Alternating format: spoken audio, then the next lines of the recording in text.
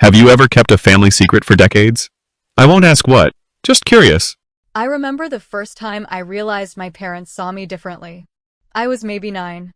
Not rebellious, not angry, not anything other than a kid who asked too many questions, felt things a little too much, and didn't smile just because someone older than me expected it. My sister Lisa was 5 back then, and I swear, she barely had to breathe to get praised. She'd sit there with her hands folded on her lap, whisper a thank you when given a cookie, and our mother would act like she was raising the next Mother Teresa. Meanwhile, I'd try to explain why I thought it was unfair that she got 2 scoops of ice cream for being well-behaved, and suddenly I was the problem child. Why do you always have to make things difficult, Heather? That sentence followed me into adulthood like a shadow I couldn't shake. I wasn't bad. I didn't sneak out, didn't smoke, didn't slam doors or get into trouble at school. But I thought too much, and worse, I talked about it. I questioned why Lisa never had to do chores, why Dad only took her on daddy-daughter dates, but never me, why Mom would sigh so loudly whenever I came home from school with anything less than an A. Maybe it was the way I carried myself. I wasn't gentle like Lisa. I wasn't easy. That word, easy, has done more damage to me than any insult I've ever been called. Because it was the standard I could never reach. And the standard they held Lisa up to, like a goddamn trophy. There were no screaming matches growing up, no belt or soap in the mouth. My parents weren't monsters, and I think that's what made it worse. Because you start thinking maybe it's you. Maybe you are too sensitive, too dramatic, too exhausting. You see your parents hug your sister tight and say, "We're so lucky to have a daughter like you," and then glance at you like you're just a little too much, and somehow that glance, that pause, that unspoken weariness, cuts deeper than any shouted insult ever could. I spent my 20s trying to unlearn the idea that love had to be earned by shrinking yourself. That being difficult was a curse. But even therapy can't always undo what's been baked into your bones for decades.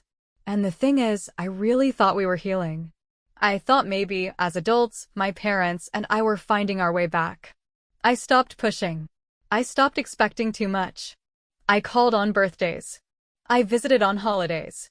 I smiled politely at Lisa's endless success stories, her promotions, her engagement, her perfect little apartment with matching dinner plates. I kept my pain quiet, tucked away, because I knew better than to ask for attention. That was Lisa's lane. I stayed in mine. And for a while, it worked. But life has a way of exposing what people really think when it counts. And for me, that moment came in a cold little exam room with flickering lights and a nurse who kept avoiding eye contact.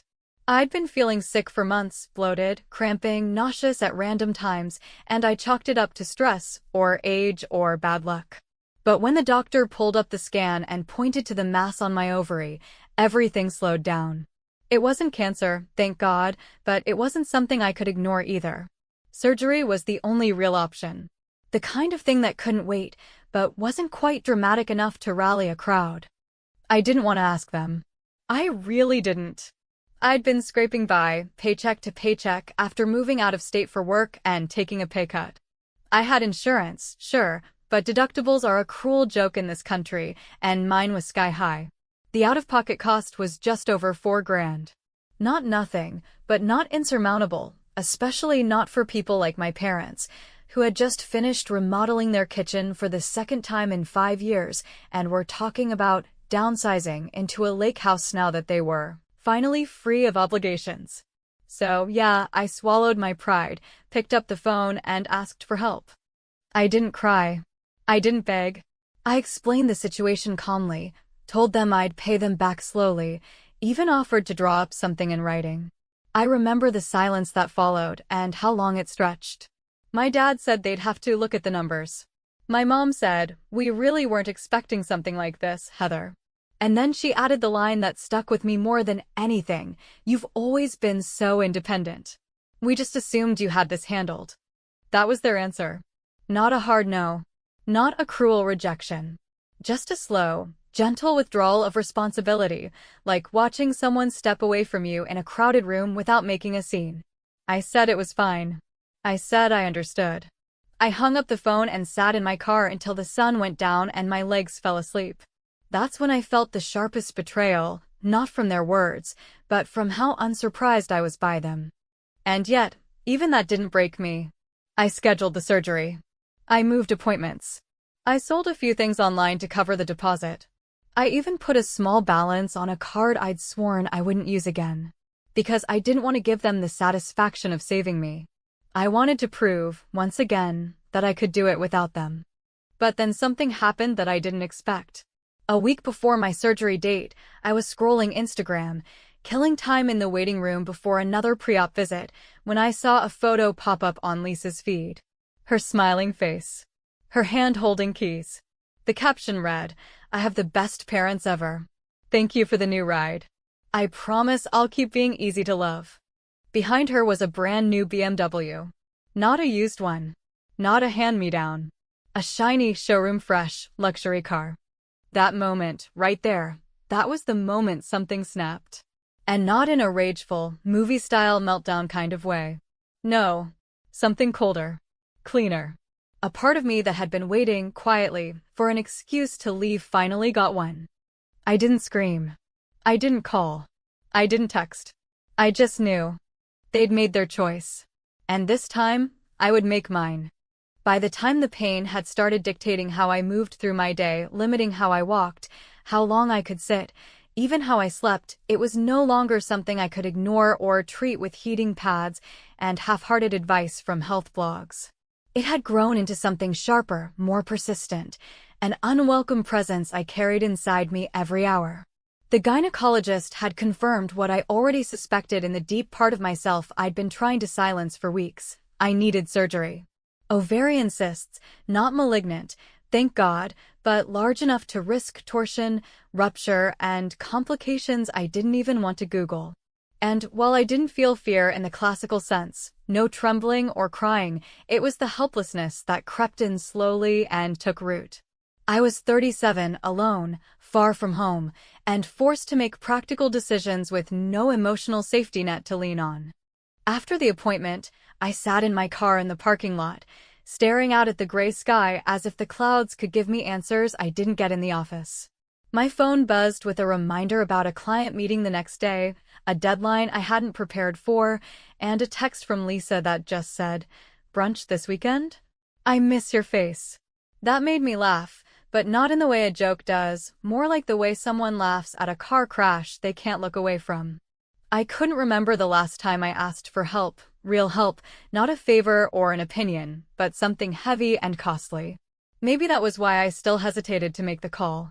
Because I already knew what the answer would sound like, and I was stalling just to avoid hearing it in their voices. Still, I made the call that evening, after pacing my living room for over an hour, after trying to calculate whether 2 maxed-out credit cards and a savings account with 3 digits could stretch far enough to cover pre-op, post-op, and recovery time. I dialed my parents, half hoping they wouldn't answer so I could leave a controlled voicemail. But they picked up, together on speakerphone, like they always were during calls that had a serious tone. I told them everything, not emotionally, just factually. What the doctor had said, how soon I needed to schedule, the cost after insurance, the financial gap I couldn't fill. There was a long silence on the line after I finished, the kind that says everything before a word is spoken.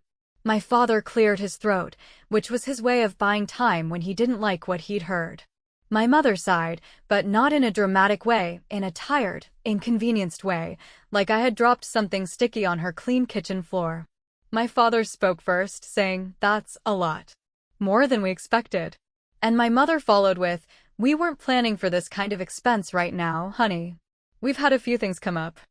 I remember how careful their words were, how deliberate and neutral, like they were talking to a stranger asking for a loan instead of their daughter facing surgery alone. I assured them I wasn't asking for the full amount. Even half would help. Even 1,000. Anything. I promised to repay them over time. I offered to put it in writing. I even said I'd sign over my tax refund when it came in. But it didn't matter. The way they hesitated told me more than their words ever could. "We just can't help you right now," my mother finally said, and I felt the line go cold, even though the room around me was warm. I thanked them anyway. I don't know why. Habit, maybe. Politeness drilled too deep to unlearn. I told them not to worry. I told them I'd figure it out. And I did, in the most gritted teeth way you can. I canceled my weekend gig freelance job because I couldn't stand up long enough to shoot the photos. I sold my tablet, my headphones, some old but still decent jewelry.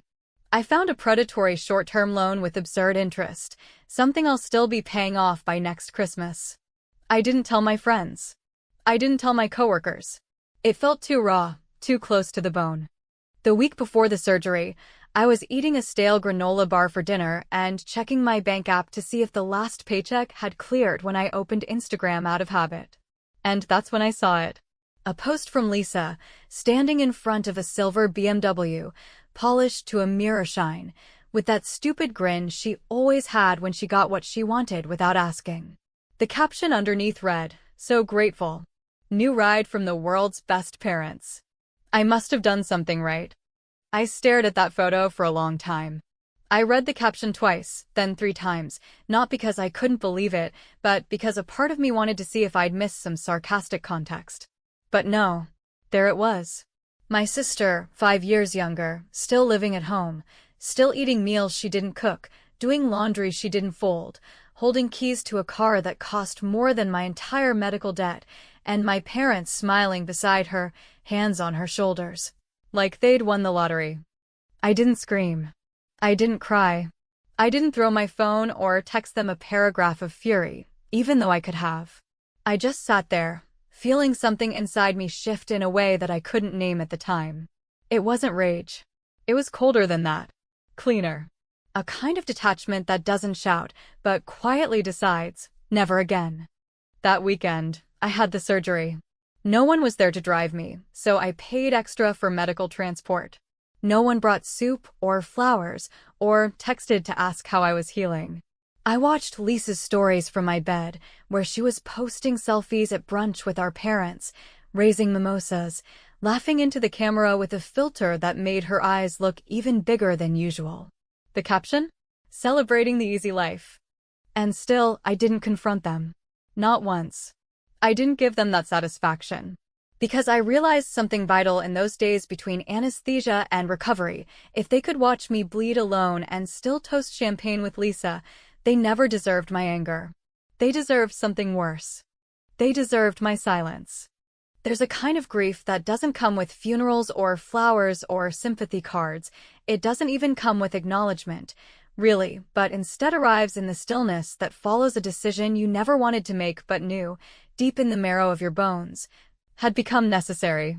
It's the kind of grief that walks hand in hand with clarity, and that's exactly what I felt as I sat on my couch 2 nights after the surgery, with surgical tape still clinging to my abdomen and a dull, ever-present ache pulsing under my skin, both from the healing wound and from something far older, older than the diagnosis, older than the operation, older even than adulthood itself. It was the realization that I had finally reached the end of something that should have ended long ago. And I wasn't angry anymore. I was done. There was no dramatic moment, no screaming into a pillow or throwing things at a wall. In fact, it felt more like a gentle shutting of a door than anything else. A click. Final. Quiet. My decision not to call, not to write, not to explain, didn't feel like avoidance, it felt like freedom. And not the glorious, euphoric kind people write songs about, but the subtle, sobering kind that tastes a little like disappointment, but smells like clean air. I didn't owe them a dramatic exit. I didn't owe them closure. What I owed to myself was distance. I started by silencing my phone. Not just muting notifications or setting it to do not disturb, but going through my contacts, one by one, and deleting numbers that had only ever been used to reach out when they needed something or wanted to check a box that said concerned parent. I removed myself from the family group chat without a single message of explanation, even though I knew it would be noticed immediately. I blocked the numbers of my mother and father not because I thought they'd flood me with calls, but because I didn't want to give myself the option of checking if they had. I didn't want to sit in that familiar loop of waiting for a message that would never come. I had already done that too many times to count. A week passed. Then 2. The pain subsided. The stitches dissolved.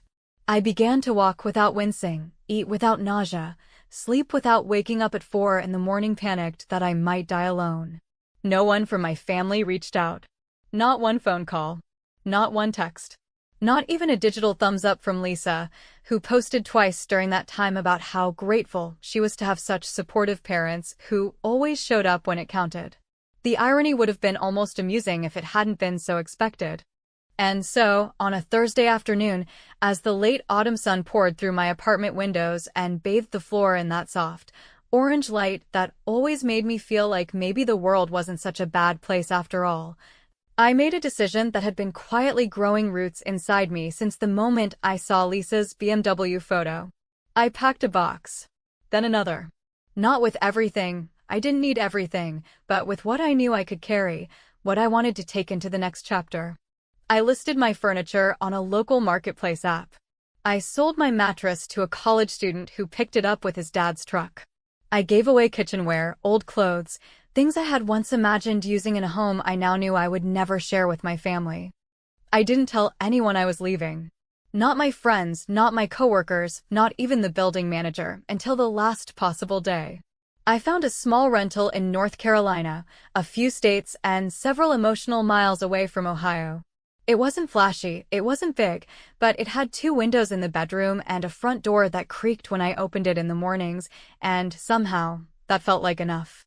I drove myself there in a used car with questionable brakes and a trunk full of half my life, eating gas station food and listening to playlists I hadn't touched since college. And as the miles unfolded behind me like some kind of slow-motion farewell, I didn't cry, I didn't doubt, I didn't even look back. Because I wasn't running, I was releasing. The silence from my parents stretched longer than I expected. Weeks turned into months and nothing came. No letters. No surprise visits. No apologies disguised as concern. And I thought maybe, just maybe, they had taken the hint that maybe, in their own twisted way, they finally understood that I had removed myself not out of malice, but out of necessity. But then, on a Wednesday morning, around 2 months after my move, I checked the voicemail inbox I rarely used anymore and found a single, breathy message from my mother. Her voice was careful, low, like she was trying not to let on that she was recording something she wasn't sure she wanted me to hear. She said, "Hey Heather, we haven't heard from you. Your dad's been asking a lot. We thought maybe you were busy or, recovering. Just let us know you're okay. Or not. I don't know. We're confused." Confused. That word stayed with me for the rest of the day, sitting heavy on my chest like a brick I couldn't move. Confused, as if there had been no context, no cause, no history of subtle favoritism, of deep-seated emotional neglect, of choices made and love withheld in increments so small they were almost unnoticeable, but never forgettable. Confused, as if my silence was irrational, a tantrum, a sulk, and not the logical end to a lifetime of being treated like an obligation instead of a daughter. I didn't respond to the voicemail. I didn't save it either. I pressed delete before I had time to think too much about it. Because I already knew how the conversation would go if I ever called back. It would be coded in performative concern, in phrases like, "We just didn't realize," or "Why didn't you say something?" And I wasn't about to waste breath unpacking decades of wounds to people who still thought it all came down to me being too emotional. I spent that evening unpacking the last of my boxes, sipping tea I'd brewed from herbs I grew myself on a small windowsill, and listening to the distant hum of a neighbor's TV through the wall. It was the kind of quiet I hadn't known in years. Not loneliness. Just space. And in that space, I realized something simple, something I hadn't allowed myself to believe until that moment. Sometimes, cutting ties isn't an act of cruelty or rebellion or vengeance. It's just the last available form of self-respect. And for the first time in my life, I chose that. It's strange how people who've ignored you during the most fragile moments of your life suddenly find the energy to reach out, not when you needed them, not when you were vulnerable or raw or quietly drowning, but only after your absence becomes inconvenient for them, only after the silence you've chosen begins to interfere with the stories they've built about themselves. That's how it started, like a faint tapping on the glass of my new life, soft at first, almost imperceptible, until it became something I could no longer pretend not to notice. It wasn't a flood of desperate apologies or emotional reckonings. No, of course not. It was subtler and in some ways more infuriating because it was laced with just enough faux concern and passive confusion to mask what it really was, guilt performing as love. The first message came from Lisa, and it arrived in the form of an Instagram DM, which I'd left open only because I had forgotten to switch off access after my move. It was a photo from Thanksgiving, our parents' dining room, as I remembered it, all beige wallpaper and matching plates, candles flickering in the background. Lisa sat smiling next to Dad, and Mom leaned into the frame from the side, her glass raised in mid-toast. Lisa had written, "Wish you were here," followed by 3 dots, as if even she didn't believe her own sentence enough to finish it with conviction. I stared at it for a full minute before deleting it without responding, not out of cruelty or even anger, but because the timing was just too absurd, too calculated in its simplicity. This was the same family that hadn't picked up the phone once during my recovery. The same people who had chosen a car with leather seats and Bluetooth over their daughter's medical stability. And now, in the quiet aftermath of their decision, they were realizing, slowly and with growing discomfort, that I had finally believed them. That I had finally taken them at their word, that I was on my own. The next message came from my father, but not directly. He had never been one to reach out on his own unless something needed fixing, and I was under no illusion that emotional maintenance counted as one of those fixable things in his mind. Instead, it was my mother who called, her number unblocked because I'd decided, foolishly or not, that I wanted to know what they would say when they couldn't pretend I hadn't disappeared. Her voice was cautious, layered with that familiar mix of forced cheer and quiet tension, like someone trying to make small talk in a room that still smelled faintly of smoke from a fire no one wanted to admit happened. She said, "Your dad's been wondering why you won't talk to us. He thinks maybe you're upset about something, but we honestly don't know what." I listened in stunned silence, not because I was surprised by the performance, but because it was almost identical to the script I'd imagined they would use. That deliberate innocence, that willful misunderstanding, that act of bewilderment that placed the burden of clarity squarely on my shoulders, as if I was the one being unfair, the one being cold, the one who had misread a perfectly innocent situation. What struck me most was that they didn't say, "We're sorry." They didn't say, "We know we hurt you." They didn't even ask how I was doing, how the surgery went, if I had recovered, if I needed anything now. It was all about them, their confusion, their disappointment, their inability to understand why the family dynamic had suddenly shifted. That voicemail felt less like a check-in and more like a complaint, like they were calling customer service for a product they didn't realize had quietly returned itself to the manufacturer. A few days later, Lisa called. Her number had made it past the filters as well, probably because some stubborn part of me had once believed she might eventually step outside the role she'd played all her life, the golden child, the agreeable one, the favorite, and meet me somewhere real. But when I answered, she launched right into it without even pretending to care about context. "Mom had a meltdown at Thanksgiving," she said, her voice half annoyed, half amused. "She kept saying how you were trying to punish her." I mean, Heather, seriously? What is all this even about? I didn't say anything at first, because the weight of her question landed so squarely in that place where disbelief lives. She genuinely didn't know. Or maybe she did and didn't want to admit it, which in some ways is worse. When I finally spoke, my voice was calm, calmer than I expected, steadier than I felt. I said, "You really don't think buying you a BMW a week after refusing to help me pay for surgery has anything to do with it?" The silence on the line stretched out, taut and uncomfortable, until Lisa finally muttered something about timing and different circumstances, and "It's not like they owed you." And that was it. The moment that snapped the last thread. Not the betrayal itself. Not the financial disparity. Not even the abandonment during a medical crisis. But that sentence, that casual dismissal of basic humanity dressed up in the language of entitlement. They didn't owe me. Because that's exactly what they believed. And probably always had. I ended the call without another word. Not angrily. Just with the quiet conviction of someone who's seen the truth and has no interest in debating it anymore. I stood there in my kitchen, staring at the steam rising from my untouched coffee, and thought about how many years I had spent trying to earn what should have been freely given. How many versions of myself I had tried on just to see if one of them would finally be lovable enough to qualify for the same attention, the same support, the same praise Lisa received by default. That evening, I opened my laptop and wrote a message, not to send, but for myself.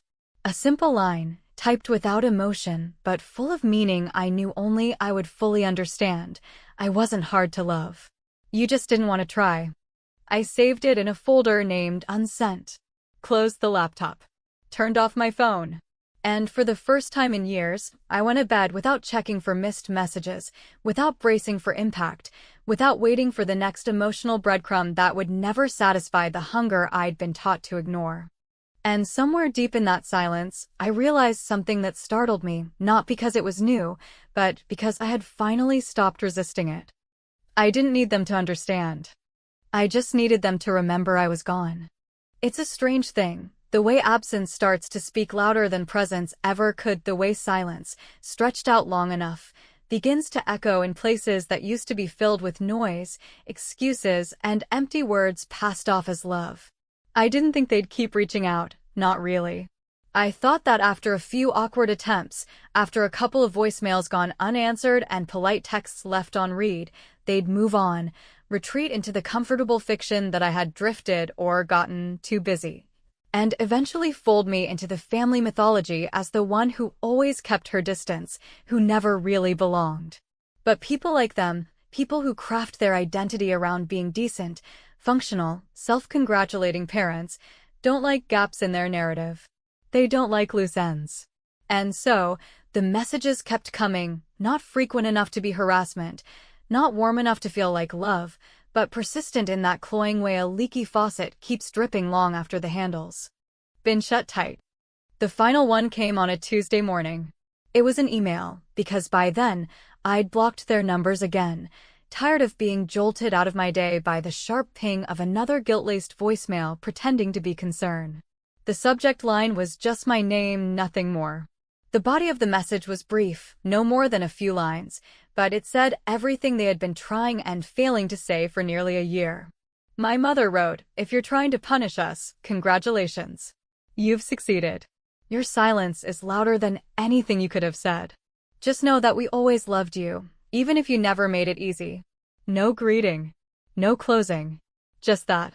Like a dagger left on the table beside a half-eaten meal, deliberate, unfinished, bitter. I read it once. Then again. Then I shut the laptop and stared at the wall for a long time, not because I didn't know how to respond, but because I already knew I wouldn't. Not in the way they wanted. Not with an apology or a plea or a tearful explanation designed to make them feel better about everything they never did. Because it wasn't about punishing them, not really. They were never the kind of people who would learn from punishment, or even recognize it as anything other than cruelty. My silence had never been a strategy. It had been a necessity.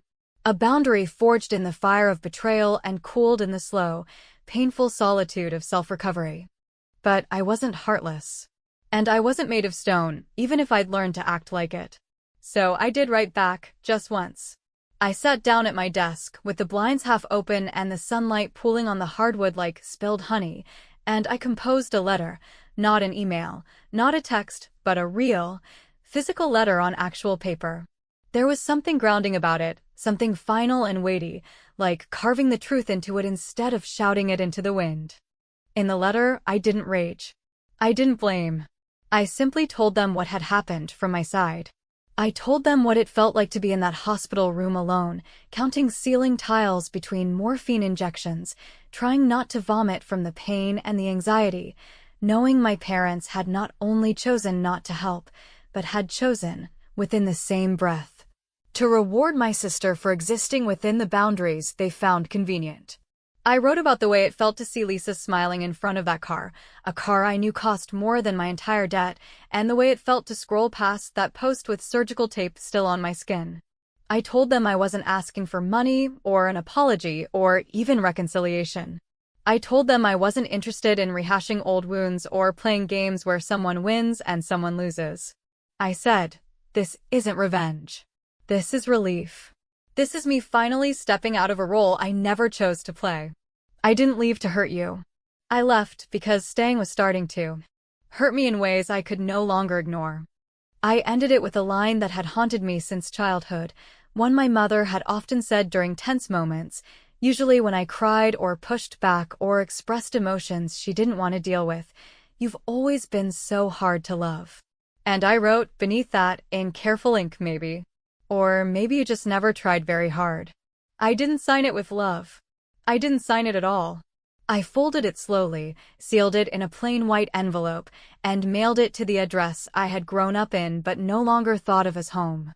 I never got a reply. Not a letter. Not a call. Not a smoke signal. Just silence. And in that silence, I found more peace than I ever thought possible. Because what they never understood, what they probably still don't, is that the real betrayal wasn't the car or the money or the refusal to help. It was the years before that. The subtle way they made me smaller. The way they carved out a role for me that was always half welcome, half tolerated. The way they raised two daughters with such unequal definitions of worth that one of us thought love had to be earned in installments, and the other believed it would always be handed to her just for showing up. And yes, I know some people will say I should have confronted them earlier, demanded fairness, stood up at the dinner table and said what I really felt, but the truth is, sometimes dignity doesn't come from confrontation. Sometimes it comes from simply walking away with your head held high and your heart no longer asking why. I built a new life. Not one filled with grand success or picture-perfect redemption arcs, but one that fit me, finally, without compromise. I worked slowly and paid off the debt. I took long walks by the river. I grew plants I never thought I could keep alive. I smiled without forcing it. I let people in, cautiously, people who didn't make me feel like I was an emotional burden just for having needs. I didn't talk about my family much. Not because I was ashamed, but because I had learned that survival isn't always loud, it can be quiet, gentle, private. And so when I think about that final message, that line my mother wrote, "We always loved you. Even if you never made it easy," I don't feel rage anymore. I just feel sad. Sad that love, to them, was something that had to be easy to be real. Sad that their version of care had terms and conditions. Sad that they missed the chance to know me not as the difficult daughter, but as the woman I became when I finally stopped trying to earn what should have been unconditional from the start. I never spoke to them again. Not out of spite, but because the version of me that would have picked up the phone, that version no longer exists. And maybe, just maybe, that's the only real revenge I ever needed.